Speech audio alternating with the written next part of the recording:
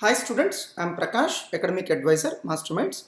Here is a very small video on care to be taken after completion of each examination in public exams. So earlier I have recorded videos on care to be taken 30 days before the examinations, care to be taken 1 week before the examinations, care to be taken 1 day before the examinations, care to be taken on the day of examination, care to be taken while writing the exam. All these series of videos I have been doing, and this is also a part of that series. So immediately stop thinking about the exam that you have already written, either good or bad. Even if you have written your exam well, then forget about that. Even if you have not written that exam well, forget about that.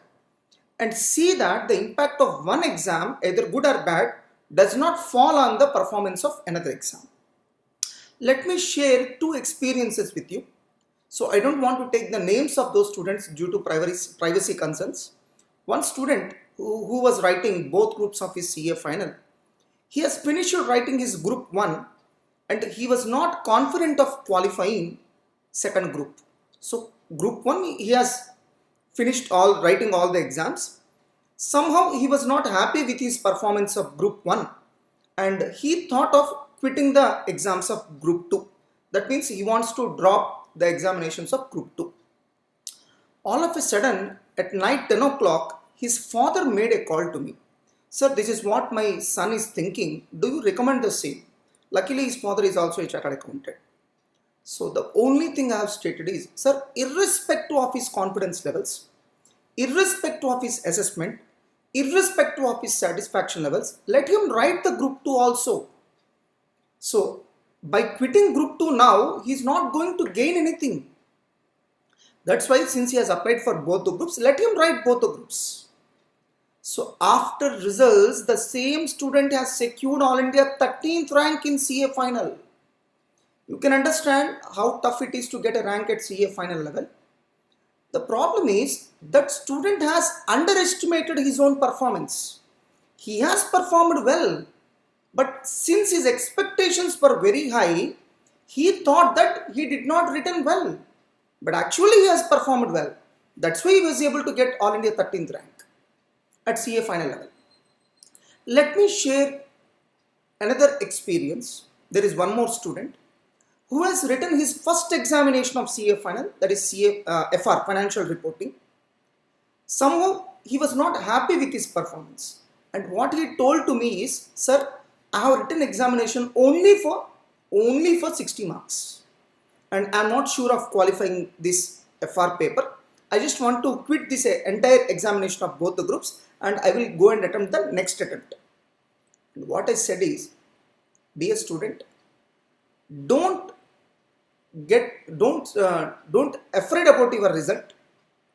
Do your duty. Your duty is to write the exam. You sincerely write the exam. Yes, of course, I agree that the question paper is very tough. Since the question paper is tough, you may get relaxation in valuation. Valuation will be liberal. Don't know what will be the sort of marks that you will get. As you said that you have written only for 60 marks, let's hope for the best. Let's see what will happen. Forget about result. You write the examination for both the groups. This is what we have told to him. And he has listened to our words and he has written his all the examinations of both the groups. And immediately after writing his exams, he joined for revision exams with us and started preparing for next attempt once again, thinking that he will not be able to qualify. He got qualified in both the groups and he got around 65 marks in FR paper. He said that he has written exam only for 60 marks, but he got 65. Same is the case. Sometimes we underestimate our own performance. Sometimes we overestimate our own performance. That's why see that the impact of one exam does not fall on the next examination. Once you have written your exam, it means your duty is over. You shall stop thinking about that exam from that moment onwards. For example, I have donated some 1 lakh rupees to TTT, Tirumala Tirupati Devasthanam. The moment I donated 1 lakh, I shall forget about that 1 lakh. It's not my money. I'm least bothered whether TTD is utilizing that 1 lakh in a proper manner or not. That's not my bothering. The moment I have donated, I'm no way concerned with that money. I'm least bothered whether that money is properly utilized by TTD or not. So that attachment and detachment, both you shall learn. The moment you have written your exam, you must get detached to that exam. You are no way concerned. Forget about everything about that exam. You think about only the future because you cannot change the past. Past is not there in your hands. The only thing you can change is future. That's why only think about the next exam. If the question paper is tough, don't worry. Valuation will be liberal. So you may feel that you are not written your exam well, but until you see the marks awarded to you, you cannot come to any judgment. You may be wrong in your assessment. Even if you did not write your exam well, forget about what has happened and think about the next exam. See that the impact of one exam does not fall on another exam, especially when the paper is tough. Because whenever the paper is tough, we underestimate ourselves and we keep on blaming ourselves for our poor performance. Don't worry, when the question paper is tough, valuation will automatically be liberal. Never give up. Even if you did not write one exam well, try to attempt all the papers of the groups which you have applied. If you have applied for both the groups, whether you have written the group 1 properly or not, till the completion of group 2, you write your exams. For example, in case of cricket match, one-day international match. So, no one will give up till the end of the match.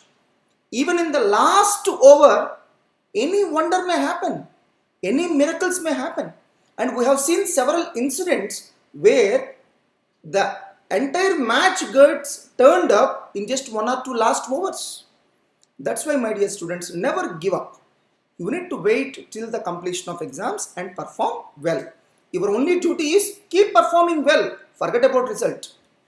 If you have applied for both the groups, then try to attempt both the groups even if you did not perform well in group 1 exams. In simple words, see that the impact of group 1 does not fall on group 2. If you do so, you may qualify in group 2 but not in group 1. Anything is okay, na? You may fail in group 1, but at least you will qualify in group 2. If group 1 papers are tough, obviously group 2 papers will be easy. Why don't you take an advantage of that? Even if you did not prepare well for group 2, at least to prepare the guest questions are important areas in all the chapters and attempt group 2 also.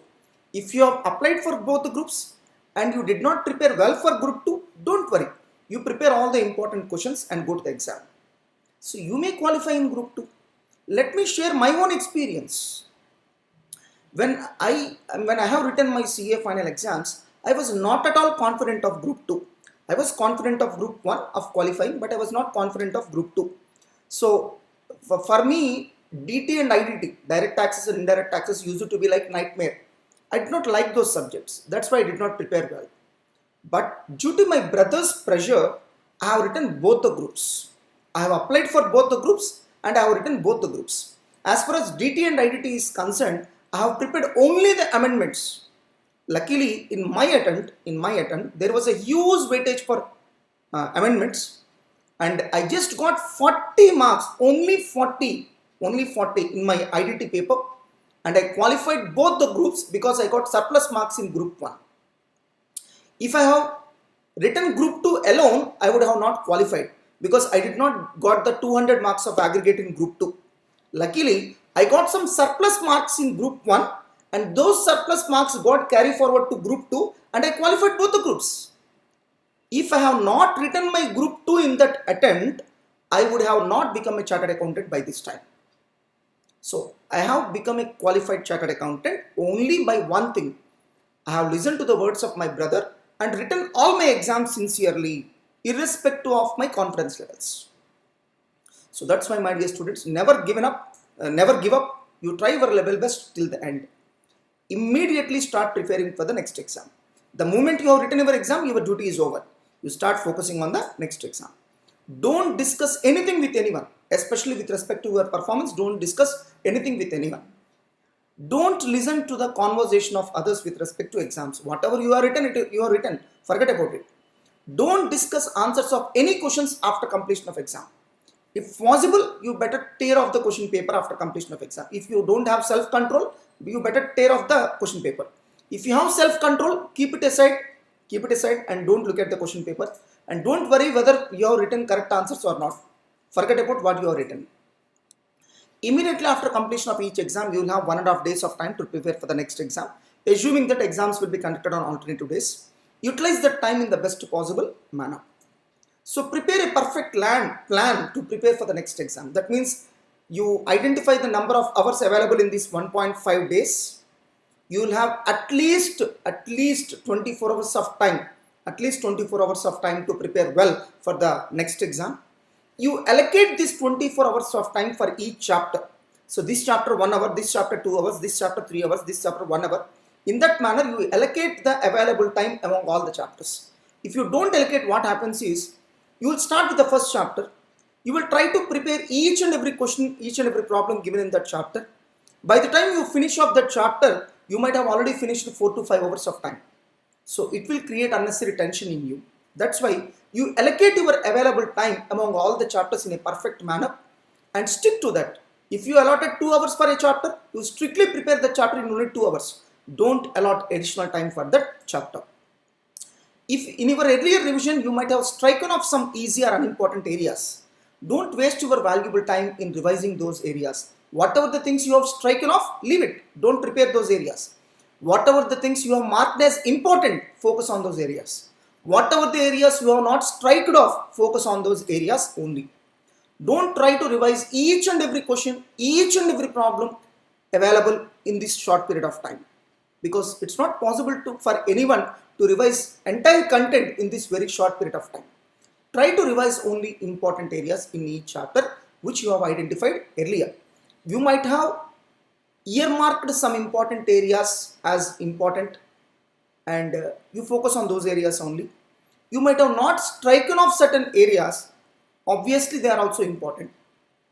You focus preparing or revising those areas only rather than each and every question or problem in the material.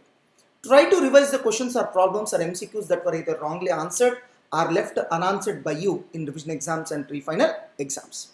So in revision exams, question papers and pre-final exams question papers, you might have left unanswered some certain questions. So try to identify those questions and try to revise those areas. You might have wrongly answered some areas. You try to revise all such areas, because if the same question comes in the public exam again, you shall not commit any mistake. So try to gather and revise all sets of question papers of pre-final exams conducted by the management. And everybody knows that RTPs, MTPs are very important for any attempt. So please revise RTPs and MTPs thoroughly with respect to that particular attempt thoroughly, and go to the examination. So all these points indicate the care you need to take after completion of each public examination. All the best, my dear students.